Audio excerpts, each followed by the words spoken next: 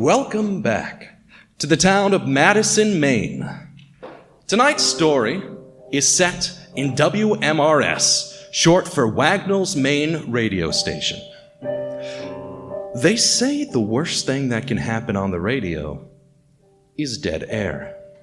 No voices, no music, just the hollow hiss of silence filling a void that was meant to hold something, anything. A pause too long, and the audience wonders, did their radio break? Did someone mess up? Is something wrong? What they never expect is the truth, that the silence isn't an accident. It's the moment someone takes their last breath, live on the air. This is the story of what really happened inside the walls of WMRS 103.5. Of voices with something to prove, of silence that spilled out over the static, and of a murder that no one expected, until the mics were already hot.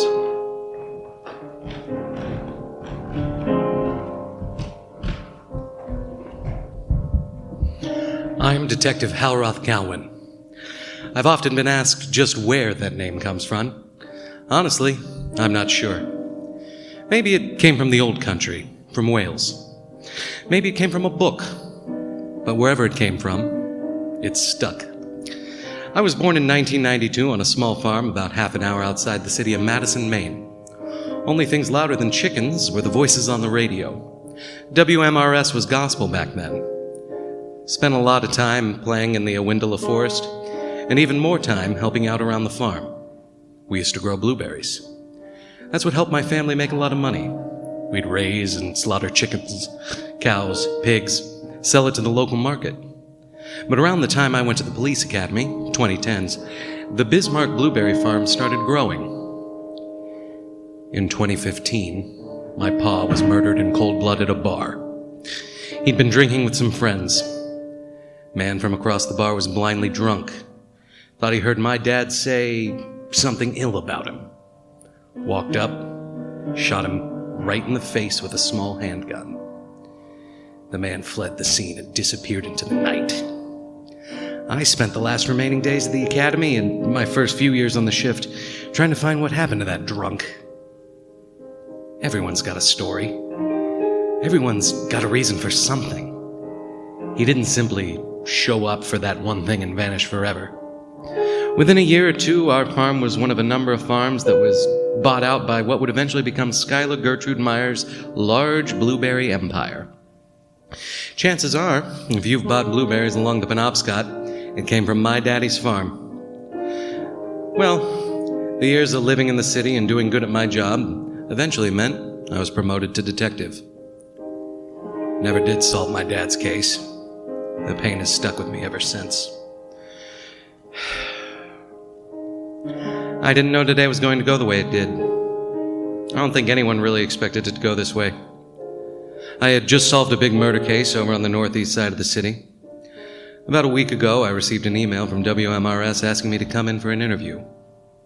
But everything went wrong, and I had to play detective. Now that I have everyone's story, let's start from the beginning with what we know. 3 Red Bulls? You're not drinking these all today, right, lady? So what if I am? The woman in line is Victoria Halley. She's 5'3" and has the personality of a chihuahua. Most people can't stand looking at her face too long on account of the green eyeshadow, making her eyes look sickly or Irish. She spun tracks for WMRS 103.5, one of the 2 big stations left standing in Madison. The other, Mad One Radio, was eating their lunch and smiling about it. But we'll get to that. Right now, Victoria was busy fighting a losing battle with the day. She needed caffeine, and she needed it fast. So she dragged herself into the nearest gas station, looking for a jolt strong enough to wake the dead. Or at least get her through another hour behind the mic. Can't be good for your heart. Don't tell me what is and isn't good for me. Just tell me how much it is. $7.50. That's with the coupon? No, looks like the coupon expired 3 months ago. Expired? It's a coupon. There's no expiry date on it. According to our system, this promotion was only valid through July. Check again. I'm telling you. Check again. All right. Yep, expired 3 months ago. So you're gonna charge me full price?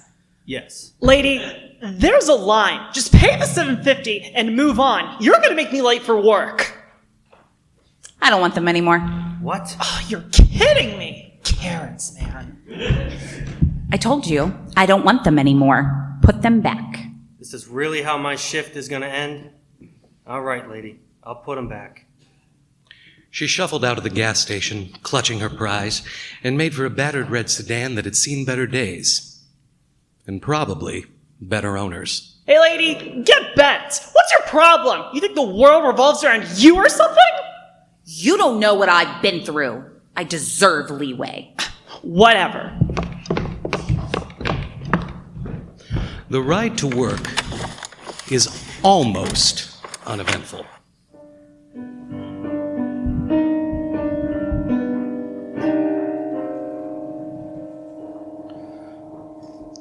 Roadwork on Tomlin Highway slowed her down, but Victoria was no stranger to bad timing. Lucky for her, she'd always been the type to leave early. Traffic piled up like a junkyard in slow motion. With nothing better to do, she flicked on the radio. WMRS crackled to life. Her co-host and golden boy of the station, Ricky Ashcroft, was already spinning his charm like it was worth something. A whole bunch of stuff has happened today, so I'm going to keep you up to date. Oh, this water is god-awful. Well, water, am I right? Anyways, today is day 3 of the Aberhart case, and guess what? Ms. Aberhart is still pleading not guilty to the various murders on her farmhouse last November. She's claiming incumbent Mayor Maxwell Harkless as the chief suspect. The trial is currently on recess until tomorrow, where Harkless will take the stand and refute any evidence she may have. In other news, Bryn Whitley is still missing. It's estimated she went missing around November of 2024. Could she be connected to the Aberhart farm murders? Could she be the murderer? Who knows? And hey, all this talk of murder and missing people can get a bit depressing, so I wanted to share a joke with you all. Since a lot of our audience are farmers from the south side of Madison, I thought you all might get a kick out of this. Okay. Why was the Scarecrow given an award? Because he was outstanding in his field. All right, I've got Lizzie Zink coming up next, followed by some Otto Landon. Then our radio hour will be at a close. I'm Ricky Ashcroft. Turn it up, tune it in, and tell a friend. Here's Dreamwalker. Ricky. How come Ricky gets all the good times and I've been limited to the 2 p.m. dead zone? I swear, at this point it's just ageism. I'm too old for the younger audiences. Well, who even listens to radio anymore anyways? It's as dead as disco. Oh, now who could this be? Clara? Her daughter. Bad blood between them ran thicker than the oil slicks on Tomlin Highway. Family's supposed to pull you out of the ditch. Victoria and Clara just kept dragging each other deeper into it. Her mother passed on her bad mood, along with her hair, her height, and a hankering for green grass nail polish. Hello? Victoria, I'm stopping by your work today. We need to talk. You're talking to me now. What do you want? We're talking about this in person, okay? I just wanted to prepare you, and guess, prepare myself. Anything you can talk to me about in person can be said over a phone call. This isn't about Ricky and the money, is it? I told you. Consider yourself forewarned. Victoria and Clara don't exactly have the best relationship. It's like humans and chickens. A farmer raises a chicken, so they'll be perfect for the slaughter.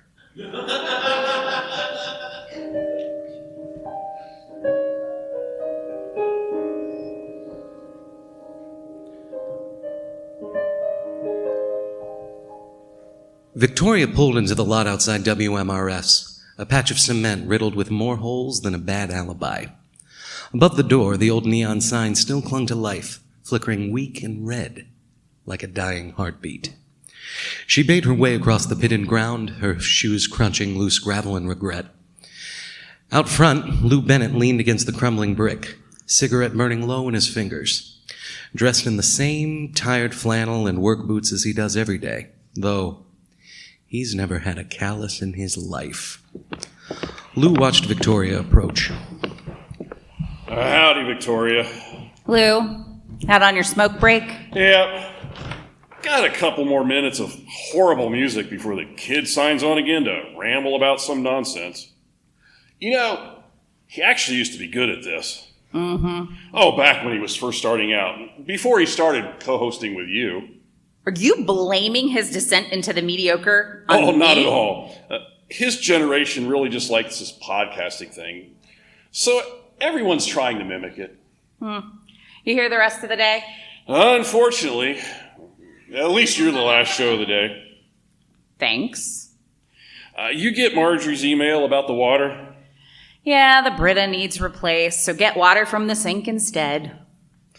Yep. Oh, hey, I found this clip from when I was on the radio. Take a listen to this. And coming up next is the best part of the day, classic country music. Hank Williams, Johnny Cash, Patsy Cline. All up next, and all in that order. Doesn't it sound great? Good, strong-hearted music, my smooth, buttery voice. Straight to the point, the golden days. You know, the good old days before all this Kenny Lamar crap. Sure, Lou. I meant to tell you, Clara stopped by earlier. Yeah, she called me. She just left a couple minutes ago. Said she'd be back after she grabbed some coffee.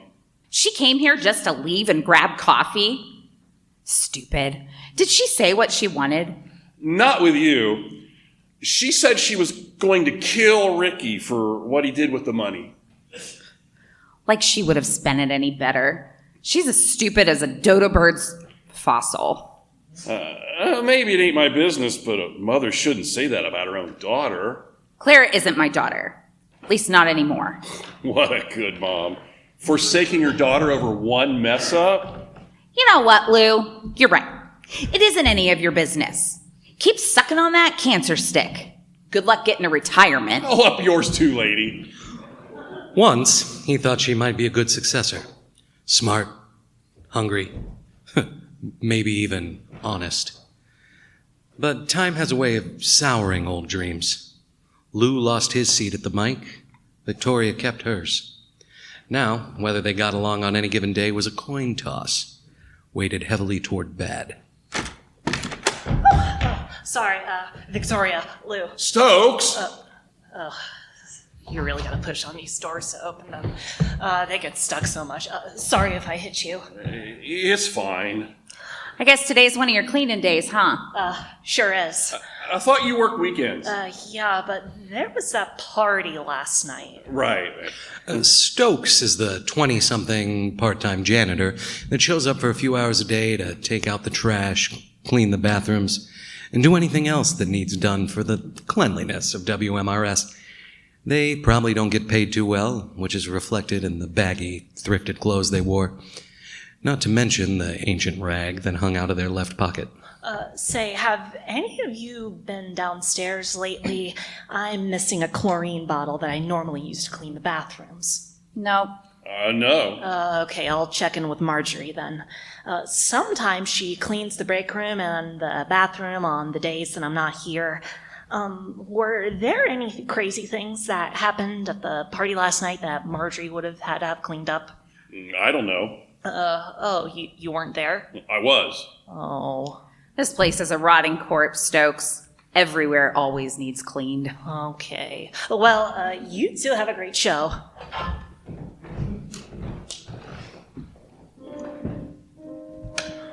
Lou stamped out his cigarette and hauled the door open with a grunt. His steady, tired footsteps echoed down the hollow halls, heading somewhere he didn't much want to be. Outside, Stokes shuffled by, swapping out the garbage with the kind of quiet efficiency that kept them invisible. Victoria didn't stick around. She veered off toward Marjorie's office, her heels clicking like a clock winding down.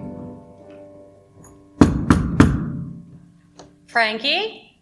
Marjorie, we need to talk. Marjorie was the station manager, and she did her best to look it. Muted grays, business casual, hair up in a bun. You're not who I was expecting. What do you want? Why'd you think it'd be Frankie? We've been chatting all morning. What do you want? I should have my own show again, and I should be paid more. I've been at the station 20 years. That's longer than you've been the manager here. No. Why not? Because we don't have it in the budget. And you don't deserve it. Give me a real answer, Marge. Don't call me Marge, Vicky. Don't call me Vicky, then. What's your damage? You're normally a menopausal mess, but something's worse today. Whatever it is, fix your attitude. Or what? You'll fire me? Fine. You want to know why you don't deserve more money? Why you don't deserve more time on air? Because you're horrible. Terrible. If we didn't have someone on staff to curate the music, this radio station would have gone under a decade ago. Nobody likes random Russian techno music. Nobody listens to 1940s war music anymore. And, newsflash, the only thing worse than doo-wop is Brazilian bean-packing music, both of which you play. Lou might love your choices, but Lou is older than the dirt under the ground. And it's not just the music, Victoria. Ever since that drama went down with your daughter Clara a few years ago, your personality has sapped away. You're dry, you're empty, you're hateful and spiteful, and the listeners can hear it. We almost went under when you were the primary DJ, but at least now with Ricky, we've got the slightest bit of a chance, even if his content is mediocre at best. What we need now is something revolutionary to happen. God forbid somebody should die on air. Or somebody gives us $1 million. Or everyone suddenly likes oldies music again because Chapel Roan sang a Sinatra song. It doesn't matter. We just need people to listen because your dry personality and Ricky's naive innocence isn't enough to keep ad revenue coming in or the people of Madison listening. If anyone deserves anything, it's me. I've been working my tail off ever since I took over this position a decade ago. It's because of me that you even have a job to come to every day. Jeez. Sorry I said anything. This station is falling apart. A homeless man threw a rock through the break room window this morning. We don't have the money to repair that.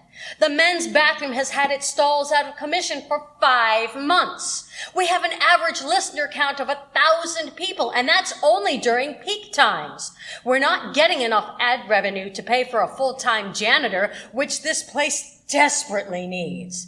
And Lou is still mixing and mastering commercials using Adobe Audition 2008 because we can't afford the subscription. I get it. Mad One Radio is blowing right past us right now. If we want Wagnall's radio to stay up and running, we have to do something. I know, you said that. Well, do you have any ideas? This is your chance to prove yourself and get your own show again. I don't get paid to give you ideas. But if you wanted me to, you could start by giving me a raise. Out of my office now. I'm going to grab some water from the break room. I need a break from you, from this station. So unless you can whip out any miracles, get out.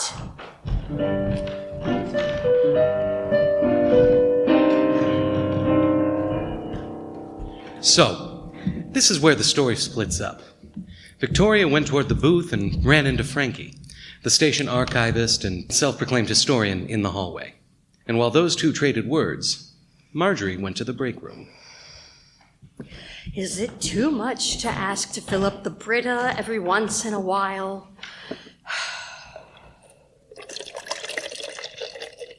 Henry, I miss you so much, my love. It's days like this when I wish I could just come home to you. I wish I was like you. I wish I could paint like you. But I'm not artsy. That's not what I do best.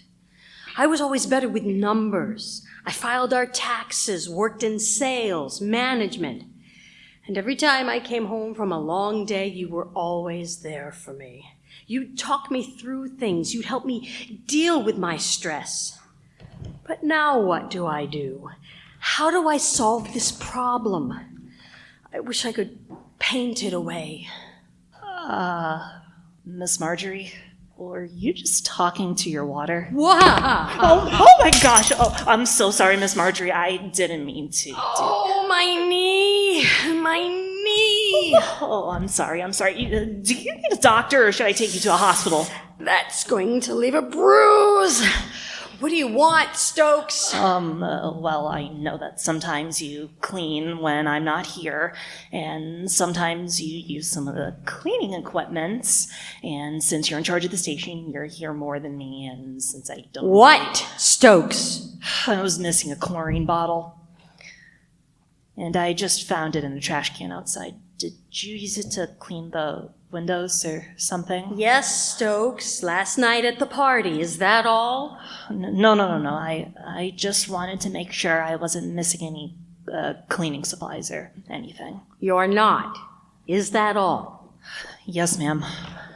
I'll go downstairs now.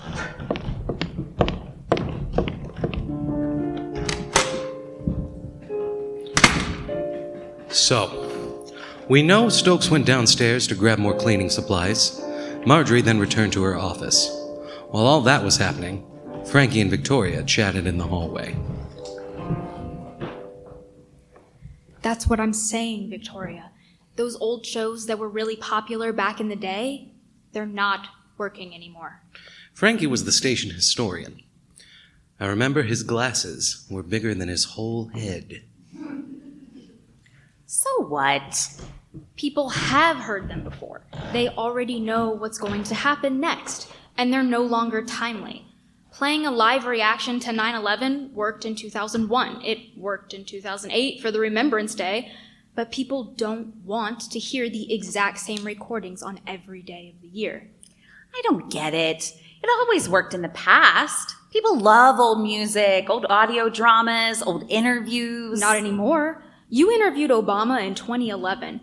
We've aired that interview 32 times since then. That interview alone has been getting played a minimum of twice a year. So? Victoria, I'm a historian. I document important events at the radio station, historic moments, unique broadcasts. But we haven't had a unique broadcast since the announcement that the COVID lockdown was lifted. That's nearly 5 years ago, Victoria. So what do you want me to do about it? I'm just saying that you should try to find something to keep your audience's attention. Don't you think I'm trying? Don't you think I feel the stress that you, Marjorie, and Lou are shoving down my throat? Don't you think I'm looking for something to keep me relevant? To keep me from fading into the background?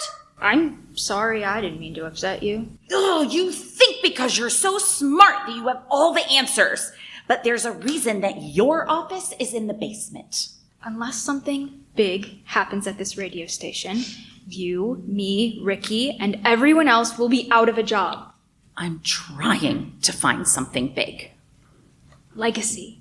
Something that leaves a legacy. People know Orson Welles, Frank Sinatra, because even though they've been dead for a while, they left a legacy. If you died today, what would you leave? Rude bitch. Victoria. Screw off, Ricky. I don't want to talk to Mr. Perfect right now. Victoria went to the radio booth while Ricky, who had just finished his show, continued his way down the fluorescent hallway. Go away. Frankie, can I talk to you? Ricky. He was probably a heartthrob back in high school and college, but now that he graduated, His good-naturedness only made the pessimistic people of WMRS angry. Headphones, slicked back hair, slightly mismatched outfits. Ricky sure was memorable. What do you want, Ricky? Can't you see I'm busy? Hey, it's all right. I've got some tissues. Do you need them? Thanks, Ricky. Don't mention it. I know Victoria can be a handful sometimes, but it makes sense. She's estranged from her daughter. She's approaching the end of her career. Her husband left her 20-something years ago. She's got a lot to worry about. And so do you. Are you okay? Ricky. How's your brother? It's okay. You don't have to tell me if you don't want to. I just want to check in on you. Make sure your mental health is all right. I'm doing all right. My brother started chemo the other day, and so I'm hopeful. But that first bill is going to come in, and I just know insurance won't cover it. Mom is getting really stressed about it. He's 25, just 5 months from getting kicked off the insurance, and with how sick he's been this last year or so, it's not a surprise he doesn't have a job. Nobody wants to hire an employee that might die on them, let alone him even having enough energy to work. It's tough, Ricky. It's real tough. But I'll be all right. You know, it's okay to say that you're not doing okay. You've got a lot of stress at work and at home. I'm not doing okay, Ricky. I'm not doing okay. I need more. More time to spend with him, more peace for Mom, more money for his insurance, more energy to deal with this and work at the same time. You're brave, Frankie. You're gonna make it through. But will he? Oh, Clara, how's... Are you manipulating innocent people again? I'm not manipulating... Sure you're not. How's your mail order bride treating you in my house? She's Mexican. I didn't order her online. Shut up, Ricky. No one wants to hear your lies. Why are you here, Clara? Maybe I should go. No, you're staying. Ricky, you can buzz off. But... Go away, Ricky. Go away someone else's life. Fine. That was rude, Clara. Yeah, well, he deserves it. Why? I mean, I know you two broke up, but I didn't know it was that messy. This guy. So we dated for 5 years. He proposed. I said yes. And when Dad died, the money didn't go to Mom. It went to me and Ricky. So we bought a house and put it in his name because he had the better credit. Then once that slimy little flea got everything he wanted, he broke up with me. I got kicked out because the deed was only in his name, and he stole all my dad's life insurance. That house is mine. That money is mine. That's right. Victoria is your mom, right? Right. I'm sorry that happened to you, but I don't think Ricky meant to do anything mean by it. He seems like a genuine guy. He's the only genuine evil I've ever met. The true devil incarnate. He ropes you in with his good looks, his wise and welcoming words, and then he leaves you with nothing. I'm really sorry you went through that. Maybe he's just a different person at work because he's the only one that's ever nice to me. Never, ever get close to him. Why did you stop by? Who were you looking for? Victoria, Mom, we have to talk. Oh, I think she went to the studio to get ready for her show. So, Frankie went through the break room to return to his desk downstairs, while Clara prepared herself to face her mother, Victoria. You're strong. You are powerful. You're good. You can do this. But Marjorie just left her office. Clara, just the woman I wanted to see. Marjorie? That's me. Why were you looking for me? I've been thinking a lot about saving the studio. You're into that true crime stuff, right? Yeah, I listen to a lot of podcasts. How would you feel if I contracted you to do a radio show about true crime once a week or so? Maybe like $35 an hour, 1 hour of research, 1 hour of radio time? Well, that sounds cool, but I don't know how to work the radio station. Don't worry about that. Lou can control everything. All you'd have to do is make it interesting. I think I'd be able to do that. Are there any specific crimes or something I shouldn't talk about? And isn't there a radio certification or something to allow you to be on the air? Don't worry about any of that. The FCC won't know anything. You can talk about whatever you want, but just keep it PG-13, all right? All right. I was thinking you could start with one of those cases in Madison. Maybe follow the Madison Maimer from a few years ago, or this Eberhart farm case. Sounds interesting enough. I could do that, yeah. I'd have to do some research. When would you want me to start? As soon as possible. The station numbers have been getting worse and worse. I think you'd be able to bring a spark that we're missing right now. And I wouldn't have to work with my mom? I'll make sure you and Victoria are in time slots that are far apart. All right, I'm in.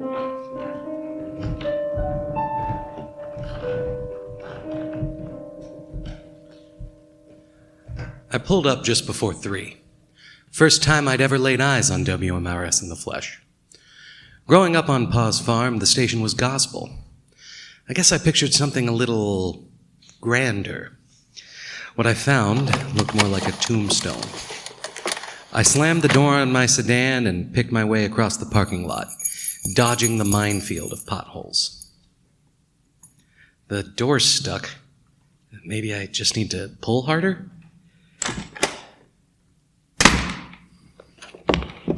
Hello? Hello? I'm here for an interview. Would you shut up? We're live here. Sorry. So I started walking down the hallway. First thing I noticed about the WMRS building is that it was ancient. Thing looked to have been built in the 40s. The place smelled like mildew and memories.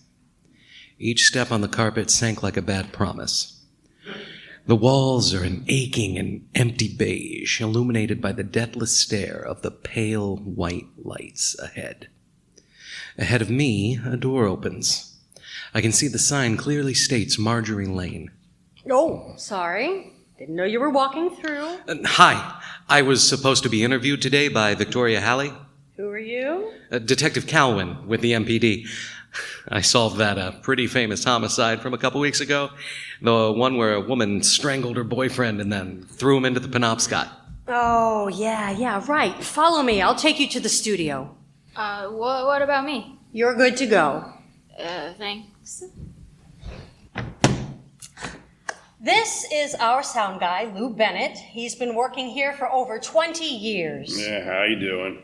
In the booth right through that soundproof glass is Ricky Ashcroft, our latest addition to the team. He's just wiping down the equipment. He's pretty ornery about cleanliness.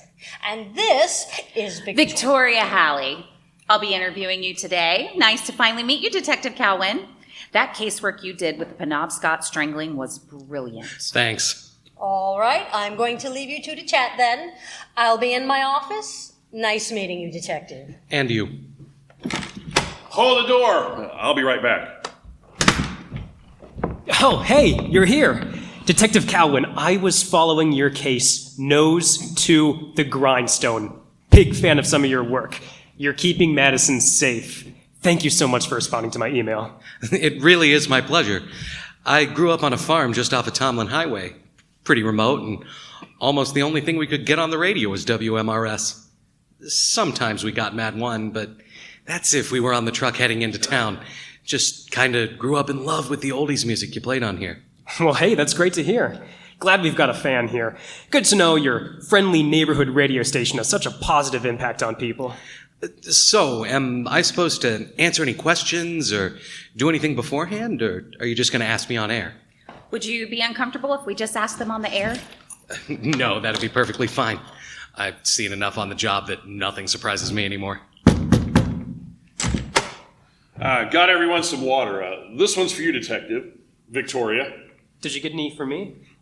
I thought you still had some in the booth. No, I just ran out. It's all right. I'll go grab some myself. All right, you two, are you ready? Ready as I'll ever be. Detective? Sure am. These are your headphones. You'll want to keep the microphone about one hang loose from your mouth and try not to talk directly into it. We'll get plosives and hear your breath if you do. The headphones will have everyone else's voice, but they're pretty sound dampening, so you won't hear yourself too well. Just try not to yell. Got it. All right. We'll play one more song and wait for Ricky to come back. No need to stress or worry about anything. I'll start off by introducing the show, and from there I'll talk a little bit about the case, and then I'll tease your interview, and we'll play some music, and then when the music is done, we'll be on the air. All makes sense. Any other questions? Nope. All right, I got my water and we're good to go. All right, song's over in 10, 9, 8, 7, 6, 5.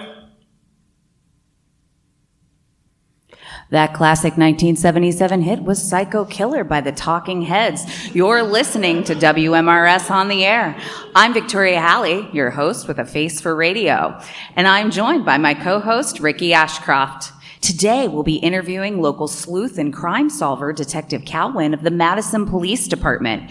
You might recognize that name as the head detective of the Penobscot strangling case that was in trial a few weeks ago. Here's just the facts. Mr. Ampersand arrived home after a 12-hour shift and began packing his stuff. Just a few minutes later, Miss Valorum arrived to find Mr. Ampersand with boxes of his things in hand, along with a briefcase that was later determined to be full of money. Thinking he was leaving for good this time, she grabbed the electrical cord off a nearby lamp and wrapped it around his neck. She pulled till he turned blue. And after realizing what she'd done, she loaded his body in a truck, drove a few minutes down the road, and dropped him into the Penobscot. That all sound about right, Detective? Sure does. That voice you just heard was Detective Calwin, and we'll be interviewing him right after these few songs. And we're out. You've got 13 and a half minutes before all the songs finish playing. How are you feeling? That was pretty efficient. It's cool to get to see all of this in person, to get to hear it all live.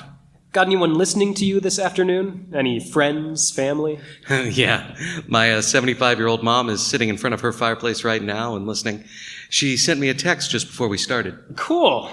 And I've got a couple friends who are hanging out at the station and listening.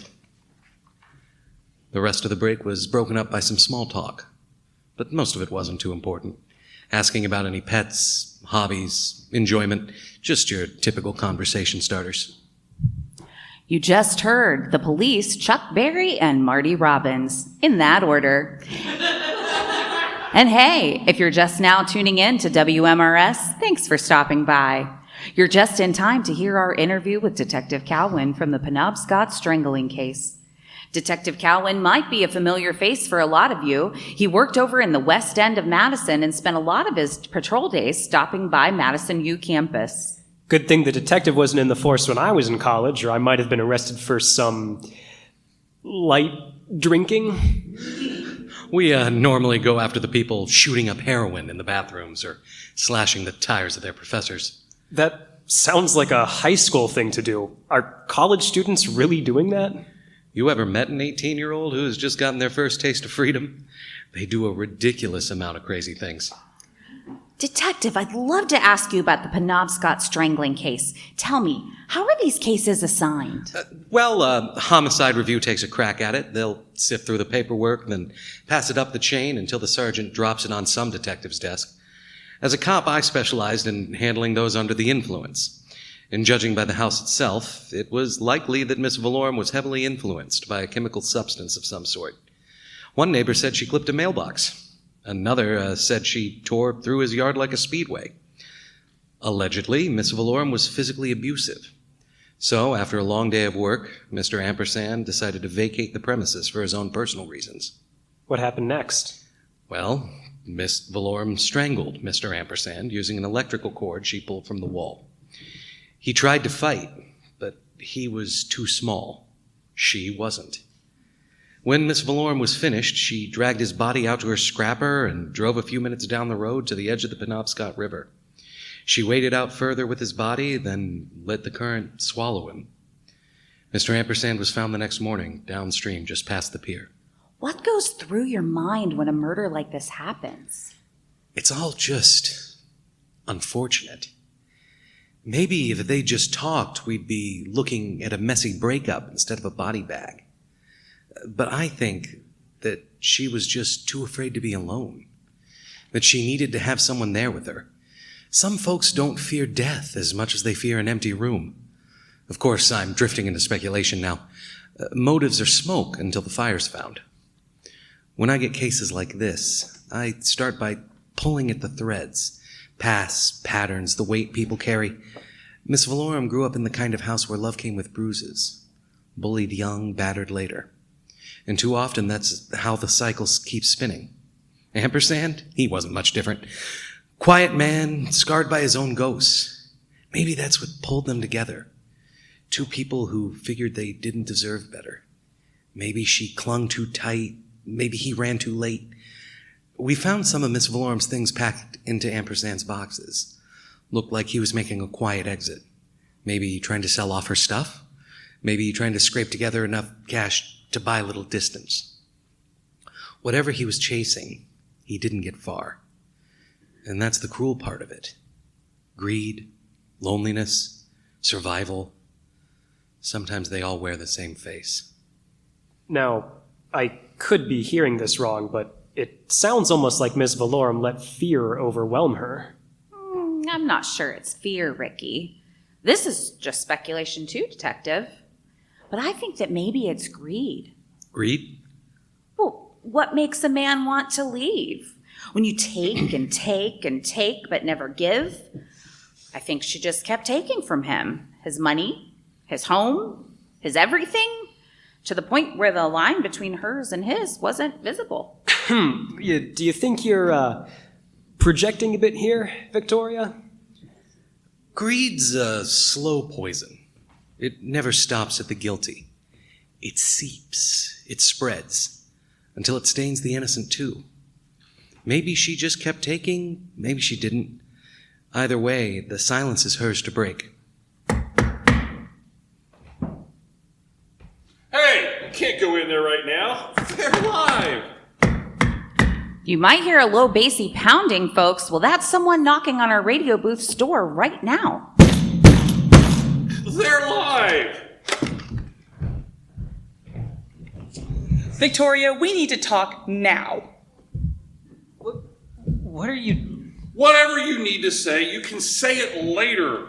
The mics are hot. Everyone in the greater Madison area, they can hear. Well, folks, it looks like now might be... I just wanted to say that money was never going to be yours, no matter how much you wanted it, because you divorced him 20 years ago. But I'm his kid and his next in line. Clara, now isn't the time. Clara, you can talk after the show. There's no need for it to be done right now. Don't tell me what I can and can't do, Ricky. Hello? I was listening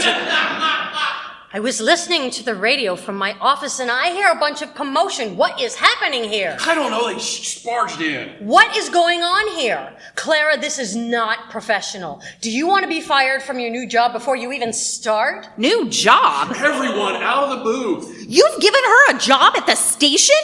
You're gonna replace me, aren't you? They can hear you. You are not getting replaced. Of course you'd say that. If you didn't, I could sue you. Cut the broadcast. That would be dead air. Cut the broadcast. Look, everyone out of the booth. Ricky, you're sweating. It's hot in here. Are you feeling all right? I'm all right. It's just anxiety. You really hired her? That's what this is? You're handing my mic to the girl who couldn't hold down a library internship? She works at some retail store on the floor. That's not what's happening, and you know it. You're overreacting. You need to give me everything you two shared, because I don't have his money. And whose fault is that? Well, ladies, please. If it's about the money, I'll fix it. I'll fix everything. I'll sell the house, I'll give you back the buddy, it'll all be okay. He was my husband. Everything he left in my home is now mine, not yours. Especially not yours because he is dead now. You don't even want it. Ricky, are you all right? Yeah, hot in this room. Ricky, you're not making any sense. Oh my god. Well, maybe this could be a good thing. Shut up, Frankie. Am I wrong? This is going to tank us, Frankie. This is so Unprofessional. Everyone needs to calm down and exit the room. I think something might be happening with Ricky. Ricky. Oh, he's being overly dramatic. I used to love the guy. He does stuff like this all the time to get attention. Lou, at least play a song. Well, we don't have any songs left. So play something. All right. This is the best radio we've had in years. Ricky, are you okay? I don't feel so good. I told you he's faking it for attention. Ricky! Stokes! Stokes, we have a mess for you to clean up. Ricky, don't you dare throw up on any of this equipment. Cutting the mics in 5. Don't count down. Just do it. Cut the mics. Okay. Ricky? Ricky? What's happening? I don't think he's faking it anymore. Everyone stay quiet. Ricky, can you hear me? He's not moving. Ricky! Check his pulse. He's dead.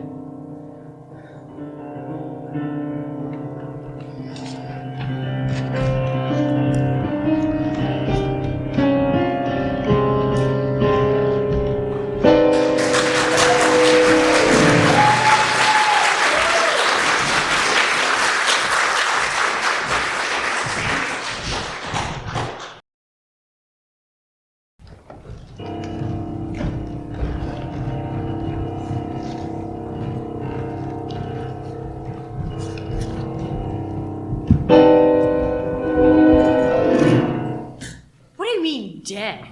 He was just alive. He's not dead. He's not moving, Marjorie. But death isn't that quick, right? Everyone, please back up. We should listen to the detective. There's no way he's dead, right?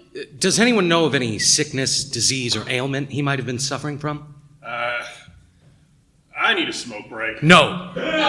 Nobody leaves the room. Why not? We can't just stand here with a dead body. Because until I can rule out that this isn't a murder, all of you are suspects. All of us? But what if we didn't do anything? I've gone through enough cases that I know you'll be all right. Now, does anyone know if he was sick or anything?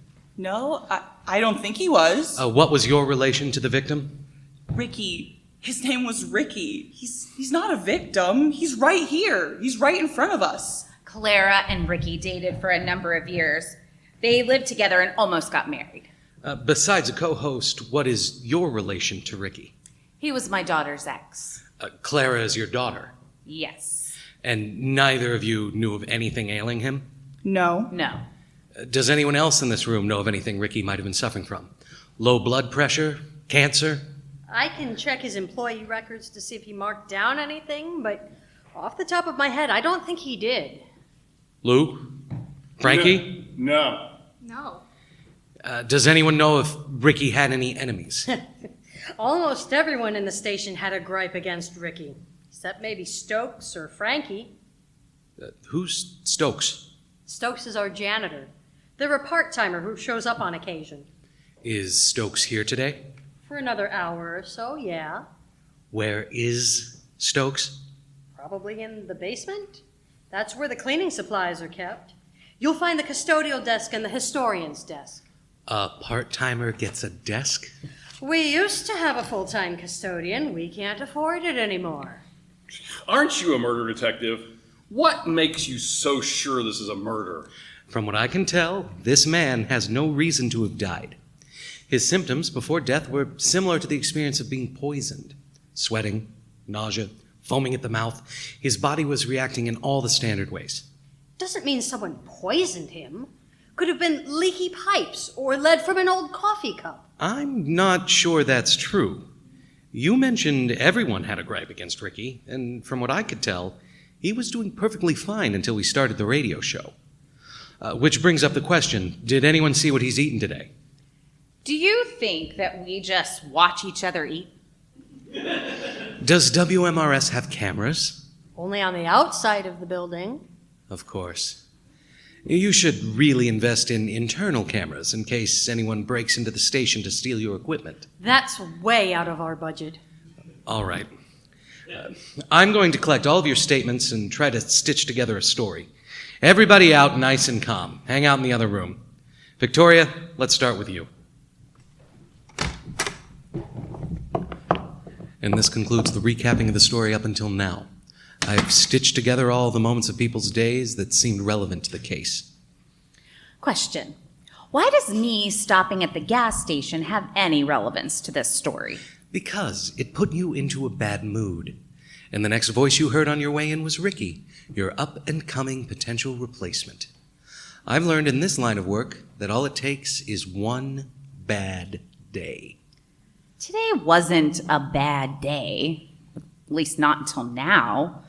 Oh, I wouldn't want to kill Ricky. He's just a kid. If anything, it'd be Clara. Shut up, Victoria. That's mom to you. You haven't been my mom for years. Can we save the family drama for another day? Now, have I successfully interviewed everyone? I think we're missing Stokes. You haven't seen them yet, right? Stokes? Ah, the part-time janitor, you're right, I forgot them. You said they'd be downstairs. Yep. All right, we'll all head downstairs soon enough. First, I want to ask a question. You've been asking them all day. Do each of you have assigned spots in the fridge? Assigned cups you drink from? It's not necessarily assigned, but people are welcome to bring in their own cups to use and nobody else will touch them. Did Ricky bring in a cup? Why don't you go look into the booth? I got it. This isn't his cup. Whose is it? Mine. This is stupid. If that's her cup and Ricky's dead, that means that someone was trying to kill her. Which means one of you is still a murderer. Someone stop her! Don't let her out! Can't let you leave. I'm your boss. Let me go or you're fired. Why are you in such a hurry to leave, Marjorie? Because one of you is a killer. And it's probably you, with how quick you were trying to get out of here. How dare you accuse me of something so heinous? All right, everyone, all right. Let's just calm down. Calm? Someone was murdered right in front of us. Maybe we can still save him. Someone call 911. They're already on their way. But he had no pulse. He was dead. Couldn't we have done CPR? CPR won't do much against poison. CPR helps restart the heart. And then he'll wake up. Still poisoned. We could have done something. It's too late now. The only thing we can do for him is solve this case. We could have saved him. We could have done CPR and saved him. Stop with all of that. There's no saving the dead. What do we do now? Victoria, can you lead us all to the break room? Everyone, I'd like you to stay with me. I'll have plenty more questions to ask. The break room had all the charm of a forgotten motel, and the smell to match. Coffee stains bled into 40-year-old wallpaper, bananas sagged on the table like they'd given up waiting for rescue. Time didn't move here. It rotted. The walls wore a tired coat of beige wallpaper, thin red lines running through it like bad veins. Everything about the place was stitched together from better decades. 1960s wallpaper, a 1970s fridge, a 1940s tiled floor that had seen more spills than a dockyard bar. It wasn't a break room. It was a mausoleum for things too stubborn to die. Here we are, the break room. Try not to breathe in the air for too long. Is, this where you normally keep the cups? Yep. Empty as a zombie's coffin. Is there anywhere else the cups are kept? Nope. Odds are the last lonely cup in this mausoleum of a break room belonged to Victoria. Which I would have used if I hadn't stopped for Red Bull, meaning I could have been Ricky. We wouldn't have been so blessed. I did notice this morning when I was making coffee that the only cups left were mine and Victoria's. Ricky's isn't here. Where do you keep dirty cups? We hand wash them or bring them home and wash them there. We don't exactly have the money for A dishwasher. I got it. You don't need to complain about your finances every time you don't have something.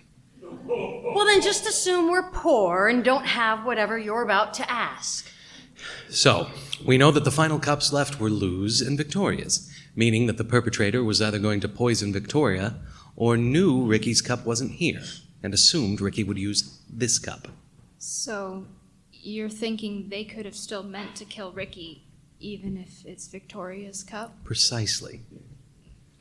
Well, what poison would they have used? Don't you typically have to mix the poison in with the drink, not the drink in with the poison? I'm still trying to figure that out. For a murder detective, you're not very good at getting answers. Unless the killer steps forward with a halo and handcuffs, I've got to dig through the stories until I find the truth. Come in.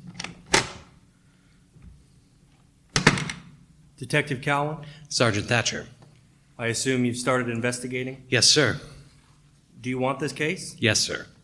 You're not too close? No, sir. All right. It's yours. Would you mind stepping outside with me and talking for a moment? Are there any exits from the building through the break room? Not if you're blocking that door to the hallway. Excellent. Please stay here.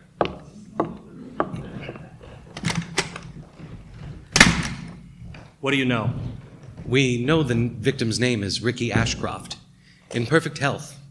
Everyone here has a grudge against him. He died on air roughly an hour ago. Seems like the cause of death is poison. He drank from Victoria's cup and died shortly afterward. Still trying to determine whether or not the killer was intending to kill Ricky or Victoria. Any leads? They all seem suspicious. Any leads on who might want to kill Victoria? No. Similarly, they all seem suspicious. Are you certain the killer is in the group? I feel it in my gut. Well, good work so far, Detective. Here's what we found. Paramedics arrived and confirmed the time of death. They were unable to resuscitate Ricky. It appears as though the cause of death is poison.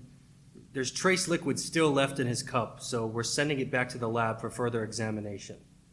We don't know exactly what it was yet, but it smelled like a swimming pool in there. You stuck your nose in a poisoned coffee mug and smelled it? Not quite as gracefully as you put it, but yes. So you think it was chlorine poisoning? Yes. That would explain the time frame, his body reaction.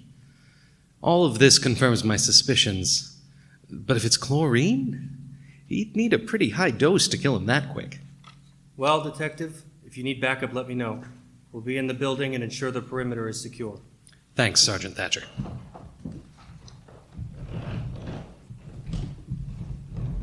Ricky, murdered. Such a weird thing. Which one of you wanted to kill him? Which one of us? How can you be so sure it's not Stokes? That's a stupid question. Stokes wouldn't hurt a fly. Besides, Stokes barely knows Ricky. Frankie and Ricky were talking in the hallway earlier. What were you talking about? That is none of your business. That's absolutely our business. He's dead. Maybe he said something to make you want to kill him. Look at me. Do I look like a person who could kill another? Well, don't answer that. This is going to do numbers for the station, though. What? A murder. Right here in WMRS. I mean, our shows following murder trials in Madison always do well, but now we have one of our own. Someone's dead, Marjorie. Doesn't mean that we can't capitalize off their death. Oh, despicable. what's wrong with you? You want to be able to retire from here, right, Lou? You want more money, right, Victoria? I'm sure Frankie wouldn't mind staying full-time, right? Or what would happen if I had to let Stokes go and all of you started having to clean up after yourselves? It sucks Ricky died, but at the very least we can use this as an excuse to get more money for the station. We can turn this from a bad thing to a good thing. It's what he would have wanted. What he would have wanted? What would you know of what he would have wanted? You didn't live with him. You didn't almost marry him. I know. Knew Ricky better than anyone else in this room. This isn't what he would have wanted. He would have wanted us all To what? To stop blaming each other and move on. You're right. Maybe we should stop pointing fingers and just help the detective. Whoever did it, just fess up now and we can go on with our lives. Come on, the workday is almost over. We've been on dead air for an hour now and everyone's tired and we just want to go home. Oh, shit, my cat. I gotta call my neighbor and make sure my cat gets fed. pets, kids, everyone has something to go back to. So just fess up, all right? Doesn't even matter why you kill Ricky. Heck, if it's an accident, I'm sure it won't be a problem, right? You'll get let off easy, especially if you confess. Anyone? I didn't think so. The police have the building surrounded. They've determined the cause of death and said they found fingerprints on the cup that weren't his. They're analyzing them right now. In a matter of 5 to 10 minutes, we'll know exactly who did it. So, might as well fess up now so you can get off the hook easily. That's not how fingerprints work. What? Fingerprints, the cause of death, all of that takes hours, sometimes days to determine. There's no way you already know. You sure about that? Quite sure. True crime fan? I just know about a lot of different things is all. Most of it is useless stuff. Just the way I am, I know things. What are you doing? Does your refrigerator have a built-in water dispenser? Nope. We have a Brita in the fridge. Something wrong with the water. We all drank the water today. Let's head to the basement.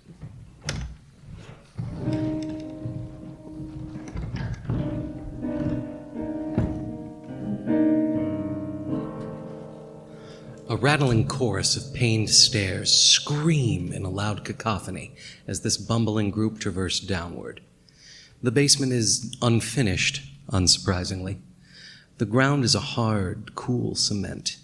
Wooden frames stand throughout the floor plan, mimicking what the place might once look like if it were in the budget to complete it. On the far side of the room is a station filled with janitorial supplies and a small 2007-looking computer. Closer to where we were entering was another desk with various tapes and papers strewn atop. Perched at the desk was an unsuspecting Stokes. Oh my, hello. There's a whole lot of you who came down here to visit me. Actually, all of you came to visit me. Hi, Stokes. Oh, hi, Frankie. Stokes, we have some terrible news. Oh no, he died, didn't he? How did you know? He's been fighting cancer for a long time now. I mean, we all knew it was a matter of time, but I was hoping that I just had another date or two to spend with him. He was dying from cancer? Yeah. It was pretty awful. It's been a long process, but it was really only Mom and I who knew. His friends went on to live their lives. And he was already out of college. All that was left was to leave his job, which he did. What? I mean, yeah, he left his job. It was unbearable for him.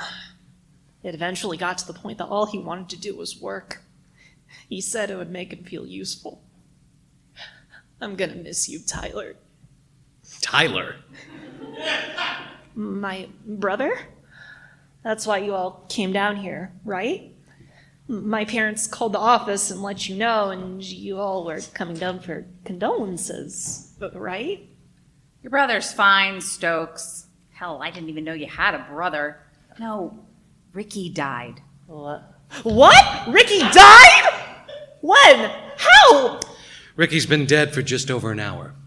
Long enough for the guilt to settle, but not long enough for anyone to admit they had murder on the mind. Chlorine from your cleaning supplies. Chlorine. Oh, God, that's a horrible way to go. I think.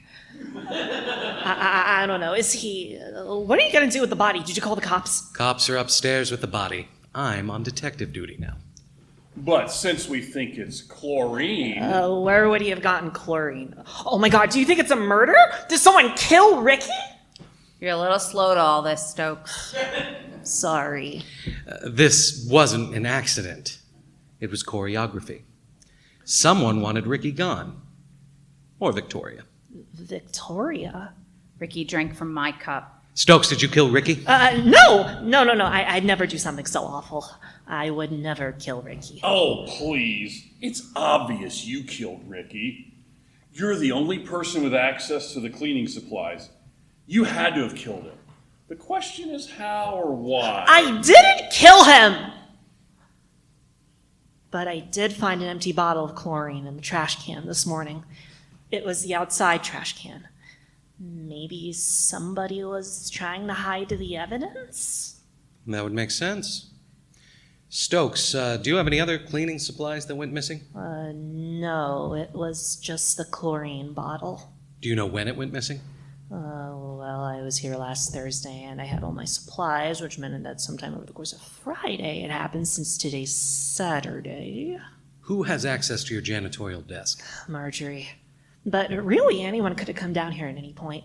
The basement is always unlocked and my stuff is always right there. You really need to invest in security. I said it once, I'll say it again. We don't have it in the budget. Well, Detective, seems as though we might have reached a dead end. That means it was Lou. What? Me? What do you know of dead ends? That might have been the evidence the detective needed to blame it all on you. Are you kidding me? What about that would get it blamed on me? You're reaching here, Marjorie. Well, it's a pretty cut and dry story, isn't it? Lou, you resented Ricky for his talent. You hated that he got airtime instead of you. That the guy you started mentoring 2 years ago has changed his style to be more like the mainstream. Ricky plays music you don't like. Ricky talks about things you don't like. Ricky's everything you're not. He's young, handsome, outgoing, and charming. And you're old, washed up, and forgotten. And coming into work every day has made you angrier and angrier about that fact until one day, that is today, you decided to kill him.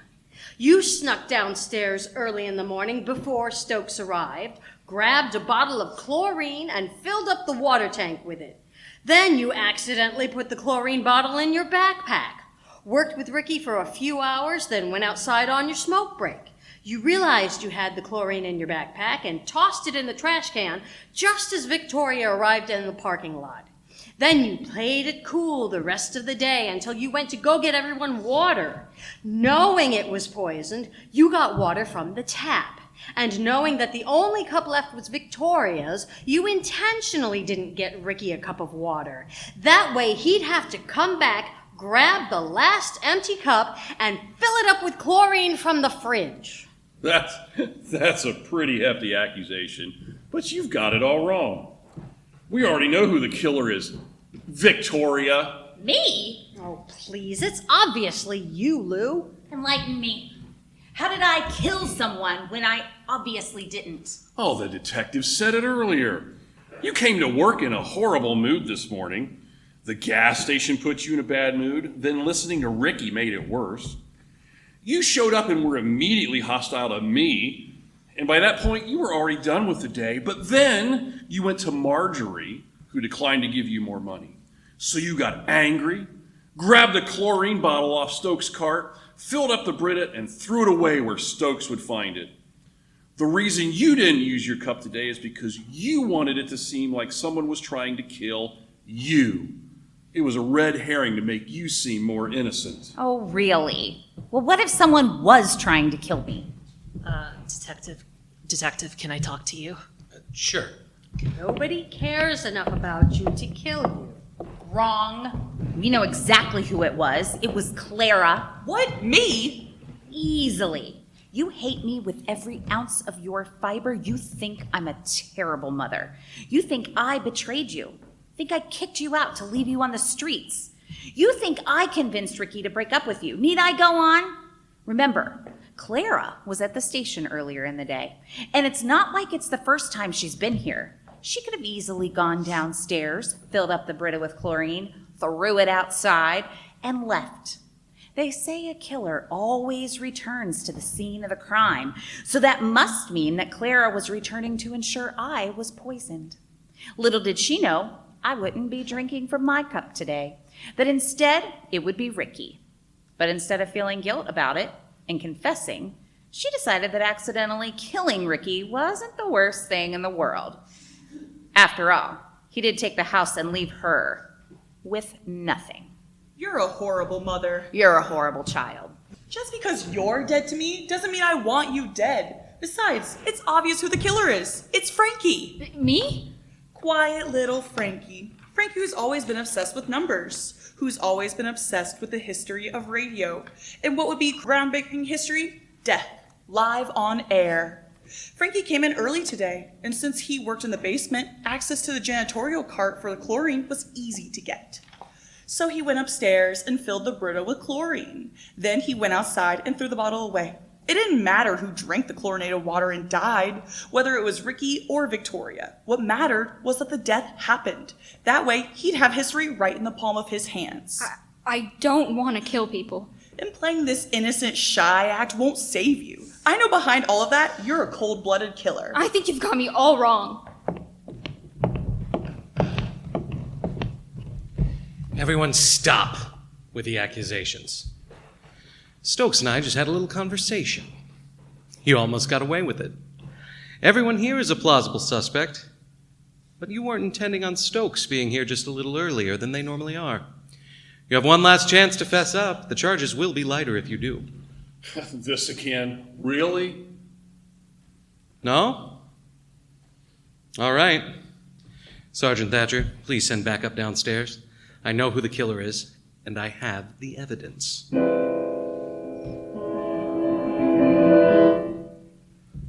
All right, Detective. Who did it? The murderer is... She's running! Someone stop her! She won't get up the stairs. We've got 2 armed officers standing in the break room, waiting for anyone to attempt to escape. Damn it! Told you so. Marjorie? How did you do it? How did you figure out it was me? I watched all my tracks. I made sure of it. Made sure nothing would go wrong. Where did you see me, Stokes? How did you know it was me? That's a confession right there. We, didn't. I never saw you, Marjorie. Butt munch! Frankie was the killer. I'm sorry. I'm so sorry. I really am so sorry. I didn't want to kill anyone. I didn't want to do it. I thought it was a bad idea. I really did.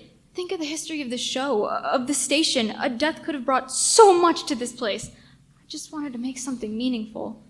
You both did it? Yeah. No, it was all Frankie. The charade is up, Marjorie. Just stop fighting. We're caught. No, we were so close. Frankie, would you care to explain what happened? Not without a lawyer. Yeah, I'll explain it. Don't. They can't pin anything on us right now. Marjorie, stop. A few weeks ago, Marjorie came to me to talk about numbers. She was hoping I might know something that might help bring in more listeners, more ad revenue, anything to keep WMRS afloat. So we sat down and talked. I talked about the top podcasts right now, that a lot of them are interview podcasts, but the podcasts going viral tend to be true crime. That a massive percentage of the population listened to Serial a decade ago and then just kept listening to each true crime show they could. Eventually, Marjorie started asking about any court cases or murders happening. But there wasn't much besides the Penobscot strangling, which had just happened, and the Aberhart Farm murders, which had just happened. We tried our new plan by approaching Ricky and having him follow the case on his radio show, but it didn't seem to work. I guess it was probably because a lot of our listeners had already stopped, so we weren't going to get much word of mouth. That's when Marjorie came up with the idea. What if someone died here at WMRS? People would hear about it in the papers, would hear about it on TV or podcasts, and then they'd tune into the radio station where they'd hear a DJ talking about it. But who would be the DJ? Maybe Victoria, Ricky, or Lou. Or we could hire a new person on. We could hire Clara. Clara? It makes perfect sense. She's always been into true crime. She knows how to solve things. She'd be able to find a lead, pin the case on someone else for us, all the while bringing listeners back to the station. But who has to die? Victoria? To make it a tragic story about a daughter trying to solve the suspicious murder of her mother. No, that story's been told before. No, it should be Ricky. Ricky? Right? Doesn't it make sense? Her ex-fiancé, who ran off and took everything she owned, suddenly dies. The up-and-coming DJ with a whole lifetime of potential experience dies suddenly in the early hours of his career. It'd make everyone a suspect. Even us. And Clara herself. So now the show isn't just a murder mystery, isn't just solving the case, it's proving she's innocent. That's brilliant. I tune in to hear that. Exactly. And next, we needed to come up with a plan. How would we kill Ricky? It couldn't be in cold blood. It needed to be slow, mysterious. And that's how we decided upon the chlorine. Chlorine poisoning can take an hour or more once ingested in high amounts to kill someone. So, Marjorie sent an email to all of the staff members except Ricky to inform them that the Brita filter needed replacing and to instead drink from the tap. Last night at the office party, Marjorie went downstairs to grab the cleaning supplies to clean the bathrooms. While everyone left the party and started going home, she replaced the water in the Brita with chlorine. But at that point, I was starting to get nervous. Could we really kill someone? So I confronted Marjorie. What do you mean you're backing out? We can't do this. It was a good idea, but we can't actually kill someone over this. He's innocent. The station is $10,000 in debt, Frankie. If we don't do this, all of us are dead. We'll be out of a job. And you know how hard it is to find a job, let alone one that pays well enough in this economy. I don't want to do this. Fine. We don't have to. I'll pour out the chlorine and clean it, then fill it up with water again. Promise? I promise. Can you do it right now so I can see? Sure. And so she did. Poured it out right into the sink right in front of me. I thought it was over, that I'd come to work today and nothing would happen, that it was just a done deal. After all, I saw her dump it out. And you were right. I did dump it out, Frankie. I dumped out the water inside. And when you left, I took the bottle of chlorine and filled it up, then put it back in the fridge. When I got the email this morning, I just assumed that Marjorie had scheduled the email to go the previous day and had completely forgotten to stop it from sending. Of course, Ricky didn't get an email, and so he filled up Victoria's mug in the morning with the chlorinated water. He sipped at it all day, eventually ran out and went back for more. And by that point, he'd ingested so much that he wasn't going to survive much longer. When I talked to him earlier in the day, he seemed normal. He was being kind and giving me life advice as usual. But it wasn't until he actually died that I realized Marjorie had lied to me. So, why didn't you confess earlier? My thoughts and actions got someone killed. I've been trying to deal with that all day. The fact that I'm a killer. I got so obsessed with more of the radio station, more history, more of what this place could be. Oh, please, it's all on me. Frankie didn't do anything. He came up with the idea, but I killed Ricky. I killed him so we could get more viewers, so we could get more money, so we could live comfortable lives. Marjorie Lane, you are under arrest for the murder of Ricky Ashcroft. Anything you say can and will be used against you in a court of law. If you do not have or cannot afford an attorney, one will be appointed for you. Yeah, I know my rights. Frankie Dumont, you are under arrest for the aiding and abetting the murder of Ricky Ashcroft. I'm sorry, everyone. I was just trying to think of all of us. To give us all a chance to make it like the good old days. Like when Lou and Victoria had just started. Back when people wanted to listen to us. But I didn't ever want him to actually die. So you never intended to kill me? No. Frankie did nothing wrong. He tried to back out. He didn't want to kill someone. Frankie should be let go. I'm sorry, I can't do that. Victoria, if you'd gotten there earlier, if you hadn't stopped at the gas station, then you could have been the one to die. Let Frankie go. Frankie's just a kid. Come on. Marjorie, sure. But Frankie? That's not how the law works. At the very least, Frankie knew this murder might happen, and he didn't warn the cops. Because of him, Ricky is dead. But he didn't do any of the murdering. You can't blame a tiger for being afraid of fire, you know. This isn't fair. This isn't all right. All of us would have done the same thing in his case. I'm sorry, everyone. This is the law.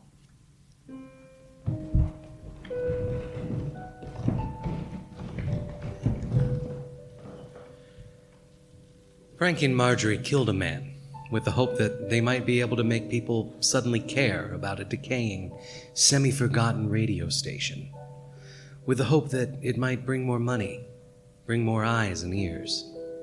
They were greedy. They wanted more. They hoped for more. But greed doesn't just consume the greedy. It devours the innocent. Coming up next on WMRS is a tribute to Ricky Ashcroft. The next songs will be from Lizzie Zink, Otto Landon, and My Chemical Romance. Frankie and Marjorie weren't wrong about what this would do for the station. They were right, in the worst way possible. The murder had everyone buzzing about the motive, about the kid Ricky was and the man he never got to be. Like a friend from your childhood you'd long since forgotten, WMRS was returned to the spotlight as a bright beacon of resilience standing against the test of time. Clara stepped into the limelight. The tragedy gave her just enough fuel to ride the airwaves. She became a full-time DJ and covered Ricky's murder. Victoria finally got her pay raise as she stepped up into Marjorie's old position as station manager. With 2 employees now gone, Stokes was hired full-time. And Lou? Well, he stayed in exactly the same place. Hating his work, hating the new, excited youth, out of tune with the future and synced up too much with the past. On the surface, the station looked like it had turned a corner. Fresh blood, new voices, a second chance. But under the surface, it was the same slow rot. Clara avoided Victoria's office like it was radioactive. Lou grumbled through every broadcast, and Stokes, bless him, just kept the place breathing a little longer. The numbers started to fall. The new listeners drifted away, chasing the next scandal, the next dead body.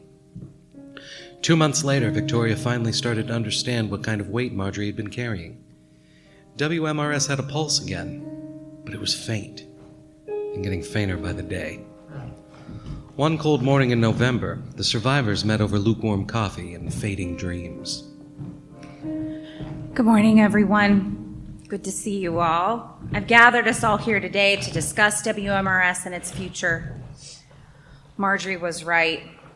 Things aren't looking good here, and they haven't been for a little while. She thought she could save this place with Ricky's murder. Maybe she was right. Maybe she would have run things differently than me, but it's too little too late. We're going under. Sad to hear, but it makes sense. Marjorie had been doing your job for years. Do you know what she did differently to make us last longer? Short of paying portions of your paychecks out of her own pockets, I have no idea whatsoever. At first, I thought she was shorting your paychecks, but that doesn't seem to be the case. And then I thought that maybe WMRS had a donor I didn't know about, but that also wasn't the case. I have no idea where this money's coming from. Does this mean I won't have a job soon? Yes. Lou, I'm sorry, but I don't think you'll make it to retirement here. I didn't think I'd make it to retirement anyways. My dad died around this age. So I'll have to look somewhere else too? Unfortunately. But it should be about a month for most of you. Does anyone know anybody who might need a custodian? I really can't do anything else with my disability besides clean.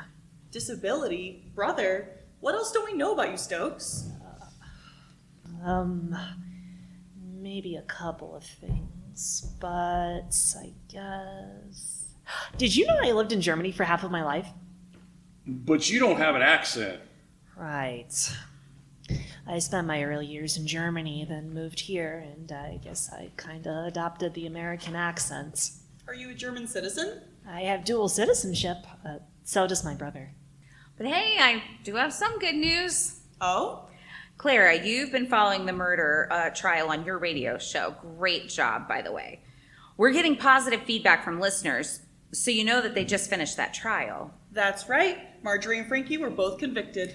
Well, MPD sent over this box of donuts as a thank you for collaborating with the case, as well as condolences. So, Feel free to have some donuts. Awesome. Stokes, can I see you in my office? Of course. Grab a donut first. Okay.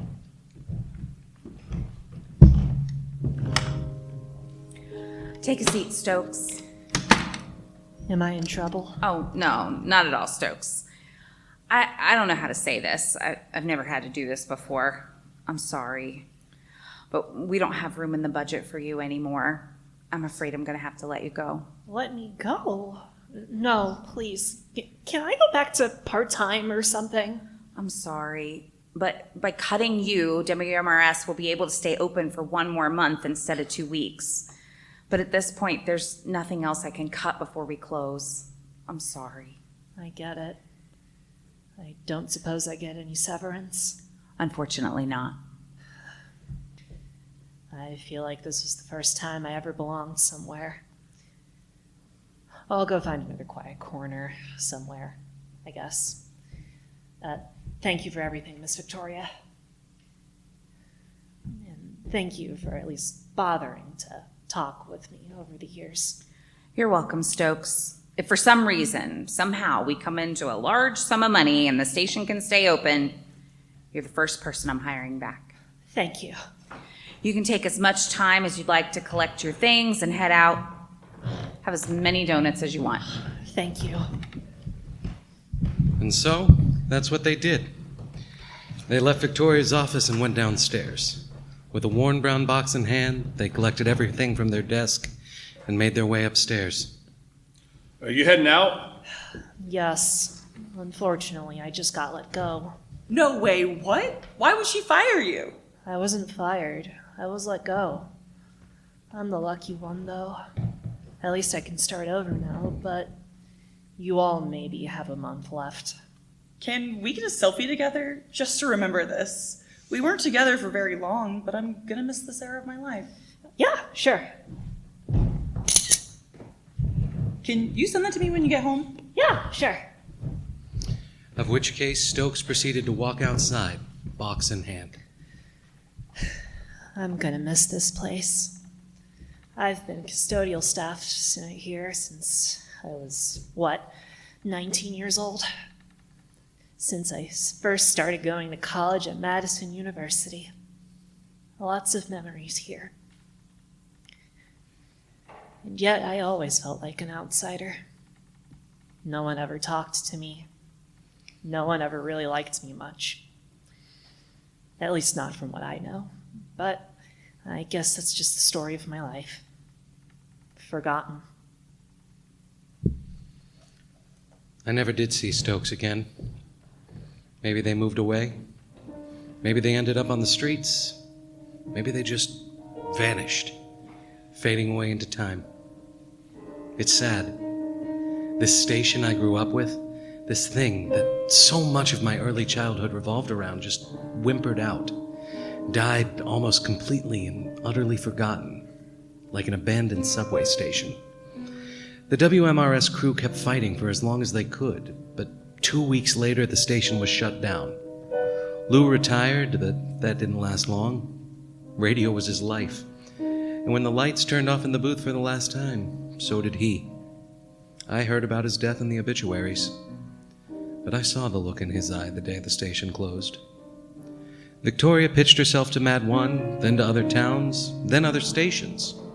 But her price was always just a little too high. She vanished like smoke in the wind. Clara did fine for a while. She started a podcast, made a name, pulled in sponsors. Then she wanted more. More reach, more revenue, more fame. And the audience smelled it like a shark smells blood. Last I heard, Clara was shelving books at the Madison Library, just trying to make rent. Everyone wanted more. And in the end, they all got what they deserved.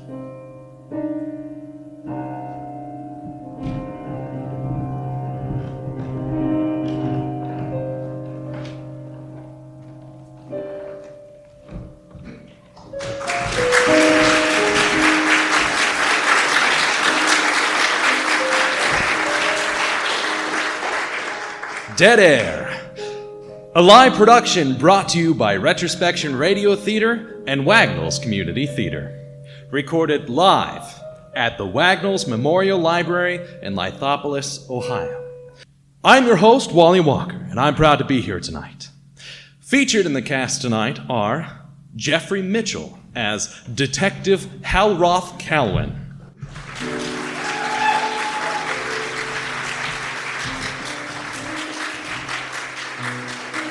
Megan Heisel as Victoria Halley,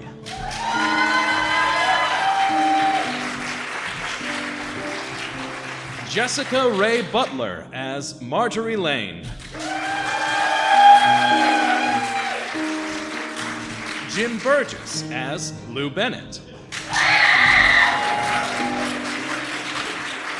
Javier Mendez Cassidy as Ricky Ashcroft, Caden Knight as Frankie, Emily Cartwright as Clara Halley,